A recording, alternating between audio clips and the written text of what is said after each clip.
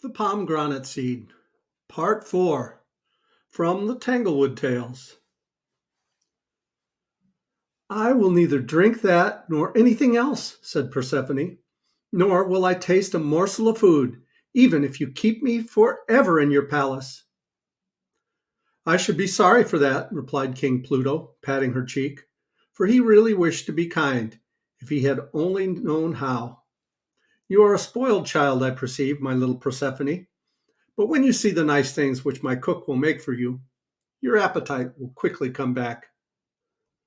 Then, sending for the head cook, he gave strict orders that all sorts of delicacies, such as young people are usually fond of, should be set before Persephone.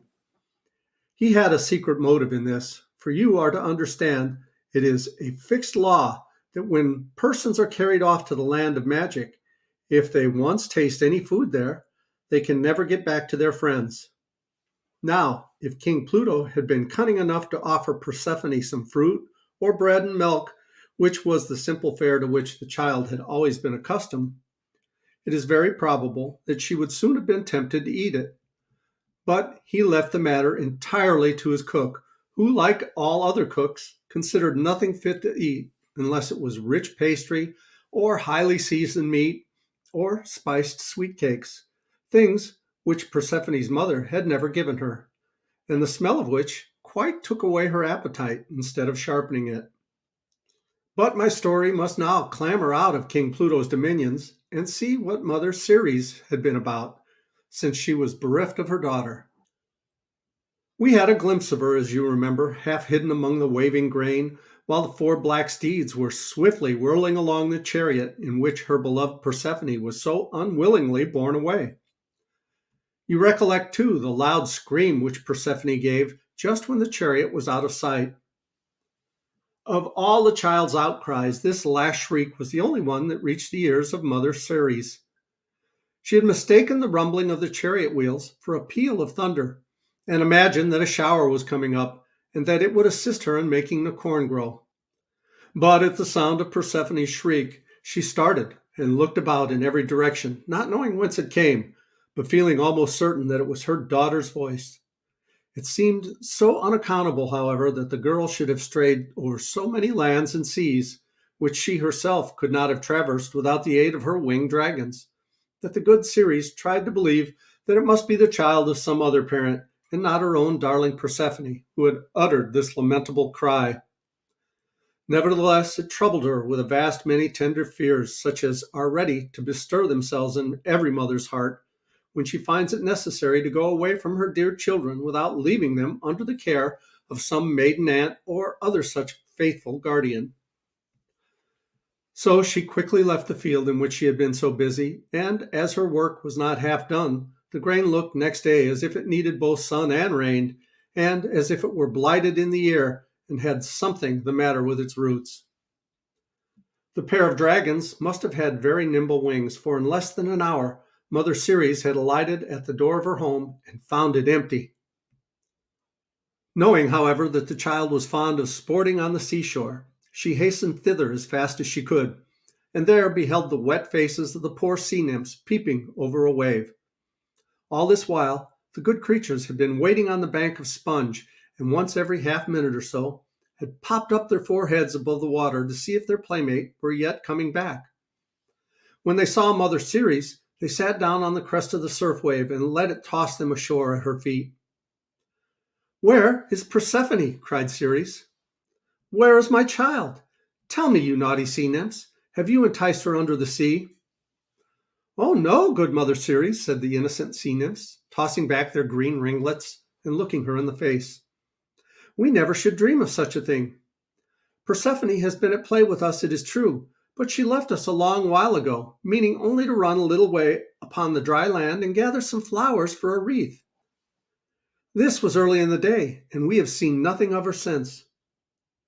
Ceres scarcely waited to hear what the nymphs had to say before she hurried off to make inquiries all through the neighborhood. But nobody told her anything that could enable the poor mother to guess what had become of Persephone. A fisherman, it is true, had noticed her little footprint in the sand as he went homeward along the beach with a basket of fish. A rustic had seen the child stooping to gather flowers. Several persons had heard either the rattling of chariot wheels or the rumbling of distant thunder, and one old woman, while plucking vervain and catnip, had heard a scream, but supposed it to be some childish nonsense, and therefore did not take the trouble to look up. The stupid people! It took them such a tedious while to tell the nothing that they knew, that it was dark night before Mother Ceres found out that she must seek her daughter elsewhere. So she lighted a torch and set forth, resolving never to come back until Persephone was discovered. In her haste and trouble of mind, she quite forgot her car and the winged dragons, or it may be she thought that she could follow up the search more thoroughly on foot. At all events, this was the way in which she had begun her sorrowful journey, holding her torch before her and looking carefully at every object along the path. And as it happened, she had not gone far before she found one of the magnificent flowers which grew on the shrub that Persephone had pulled up. Ha! thought Mother Ceres, examining it by torchlight. Here is mischief in this flower. The earth did not produce it by any help of mine, nor of its own accord. It is the work of enchantment, and is therefore poisonous, and perhaps it has poisoned my poor child. But she put the poisonous flower at her bosom, not knowing whether she might ever find any other memorial of Persephone. All night long, at the door of every cottage and farmhouse, Ceres knocked and called up the weary laborers to inquire if they had seen her child. And they stood, gaping and half asleep at the threshold, and answered her pityingly and besought her to come in and rest. At the portal of every palace, too, she made so loud a summons that the menials hurried to throw open the gate, thinking that it must be some great king or queen who would demand a banquet for supper and a stately chamber to repose in. And when they saw only a sad and anxious woman with a torch in her hand and a wreath of withered poppies on her head, they spoke rudely and sometimes threatened to set the dogs upon her. But nobody had seen Persephone, nor could give Mother Ceres the least hint which way to seek her. Thus passed the night, and still she continued her search without setting down to rest, or stopping to take food, or even remembering to put out the torch, although first the rosy dawn and then the glad light of the morning sun made its red flame look thin and pale.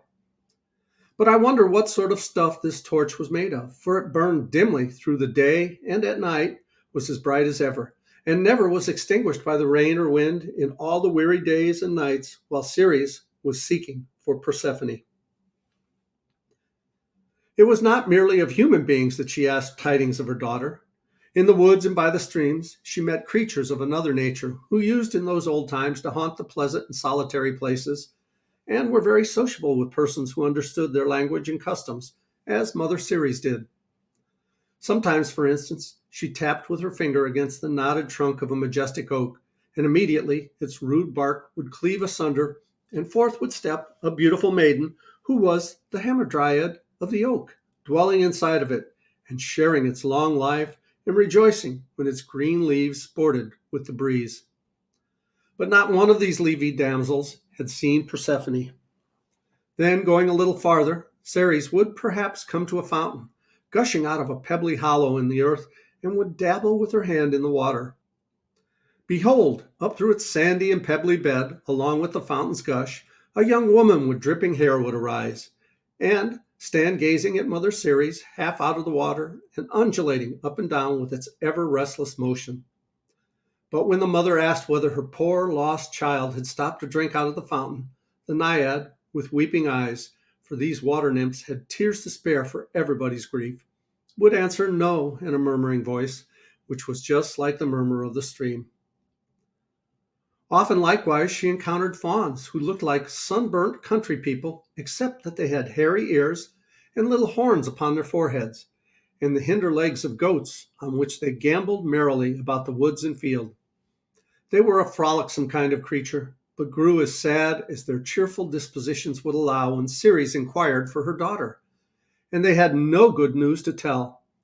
But sometimes she came suddenly upon a rude gang of satyrs, who had faces like monkeys and horses' tails behind them, and who were generally dancing in a very boisterous manner with shouts of noisy laughter.